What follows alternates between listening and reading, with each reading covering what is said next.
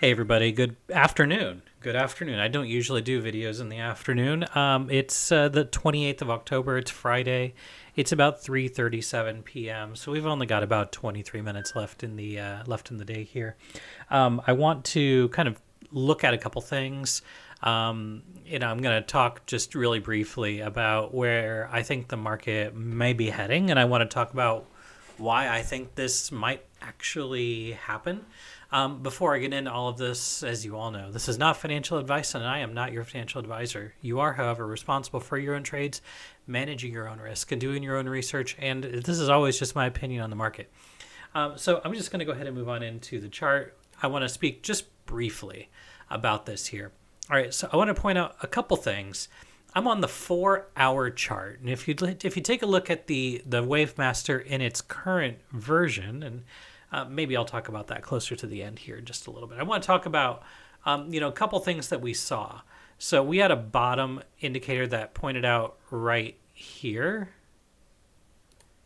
Let me get a different thing here. I actually want the circle. That's the one that I prefer to use. So we have a bottom here, which coincided with this kind of this formation right here. And yeah, it went a little bit lower, but then we had a massive run, and that was through basically the whole month of July and the first half of August. Then what we saw the red wave get all the way up here into overbought territory, and that's right about the area where we started to short heavily. Right, we were getting short up here, we were getting short back here, and so on and so forth. I mean, the rest is history, but just pointing that out. But then down here, what we saw is we saw the green wave, right, and the red wave. They were down here in oversold again, and we had the cross on the day where we had this big, massive move up. And if you remember, I was exiting all of my short positions at the time on this move up in that day. It wasn't because of the Wave Master that I did that, just to be candid with you, but it looked like where we were opening down here at 3,500, lots of support was happening there. I want to talk about what I see, why that may have occurred, and where things could be going again from here.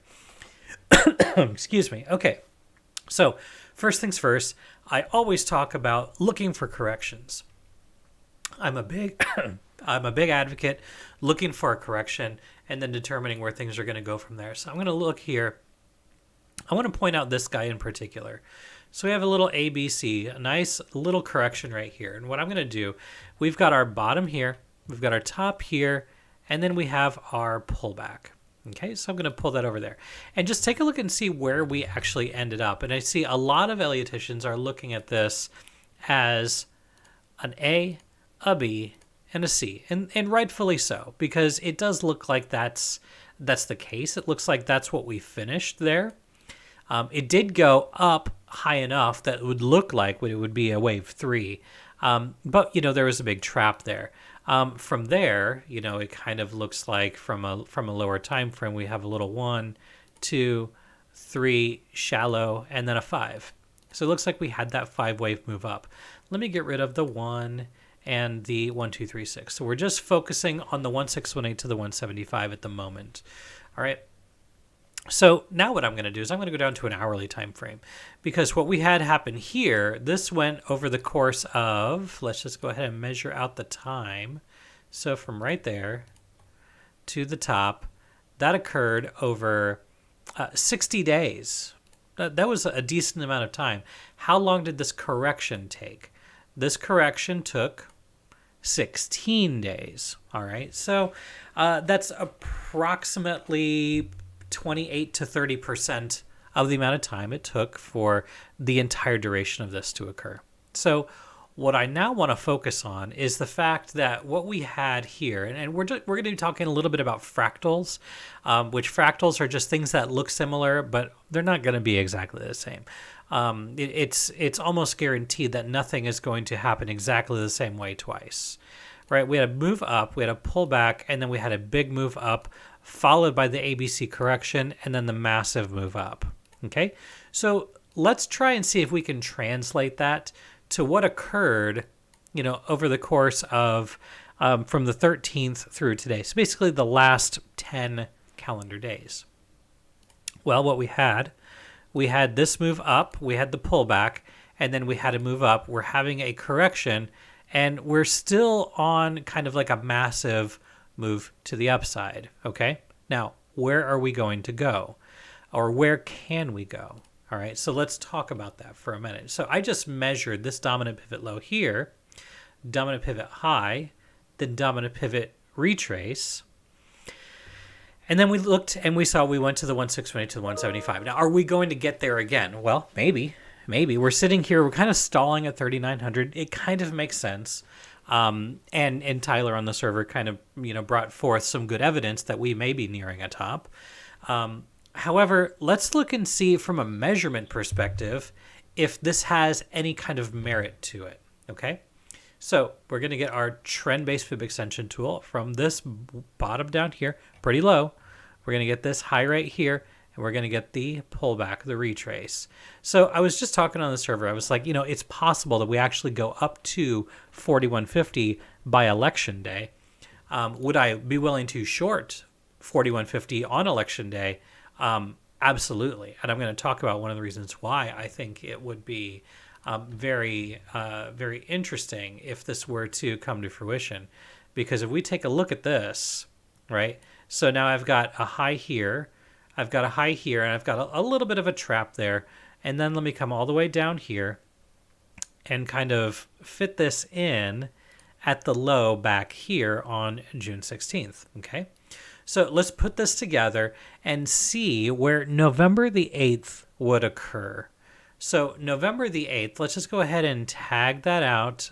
That's right here, November 8th. So we're just going to go ahead and put a nice little vertical line here. And let me pull this up over here. We're going to get a vertical line, and we're going to put it right there on the 8th. So we'll put it at the end of the day on the 8th. So about right there. So would it make sense for us to move up to that area by the 8th? Well, just take a look and see where that actually coincides with. Now, does this mean we're going to go to 4150? No, it doesn't mean that that's exactly what's going to happen. There are going to be some movements between now and then, because keep in mind, we have over a week until we get to the 8th of November. But looking at this, I can see a path that gets us there.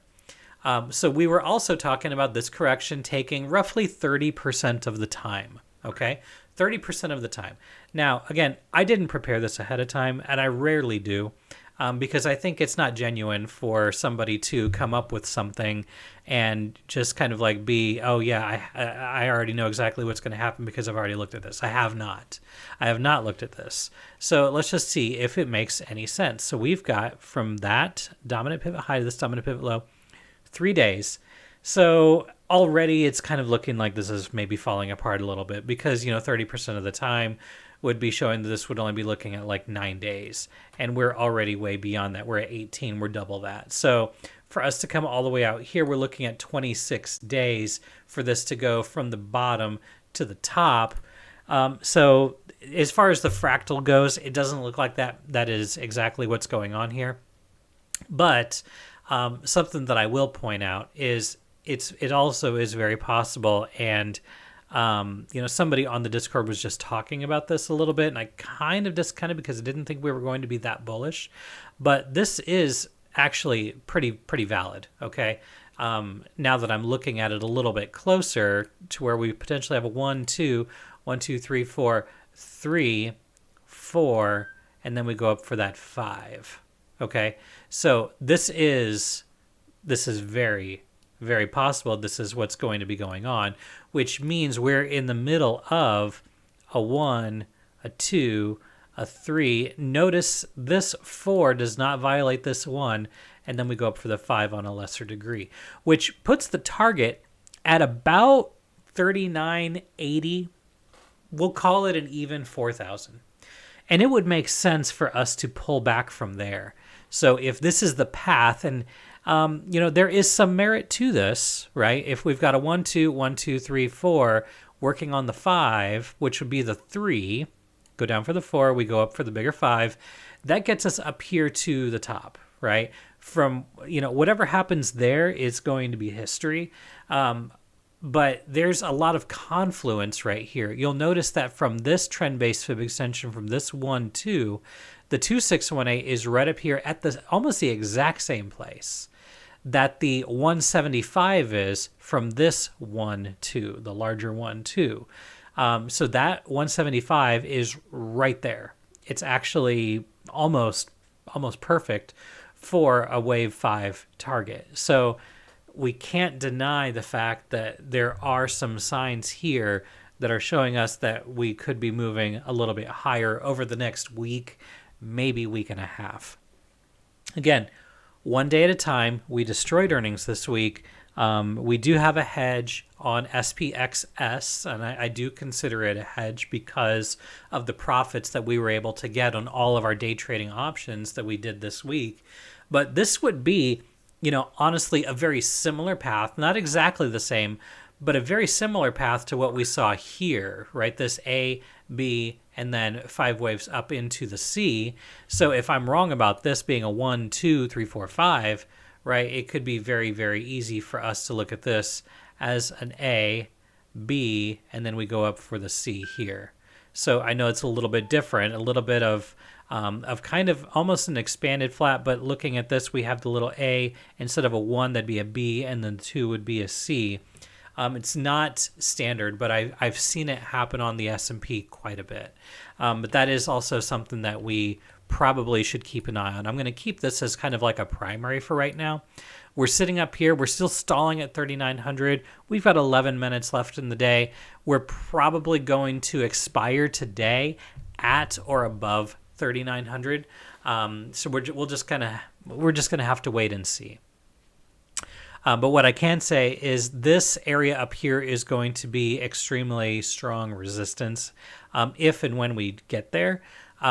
Keep in mind that we've been moving down all year long, and we've got a lot of bears that are pretty confident that the market's just going to completely fall.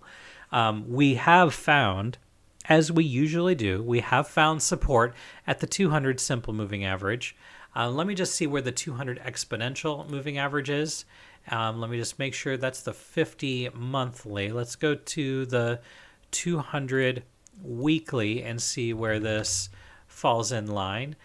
So we've got the 200 exponential. I think I canceled that. Let me do that again. 200 weekly moving average, right? So we found support there at the 200 exponential, and then we kind of fell below for quite an extended period of time, but we found support at the 200 simple weekly moving average. So it doesn't look terrible, right? We're finding support where we need to find support, and right now we're kind of stalling where we expect there to be some resistance.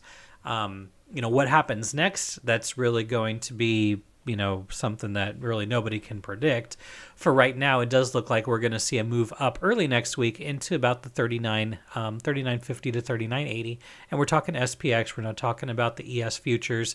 I do think we're going to get a little bit of a pullback, maybe over the weekend, maybe on Monday. Likely it's not going to come back down here, because from this perspective, if this is a 1, 2, 3, 4, we should be going up to wave 5, which is going to go up about another 50 to 70 points from where we're at right now going into next week.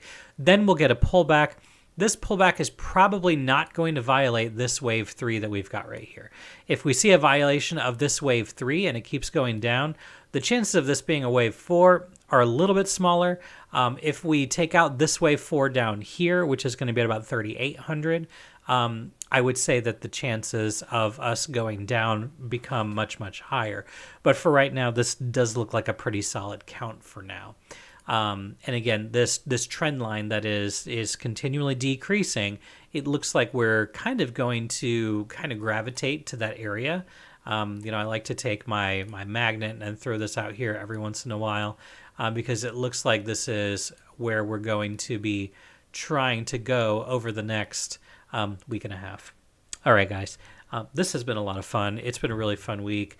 I hope that you guys were able to participate in a lot of the trades that we took. We had a nice impromptu session earlier this week where we got into crazy play on Microsoft, and we just nailed it using all technicals.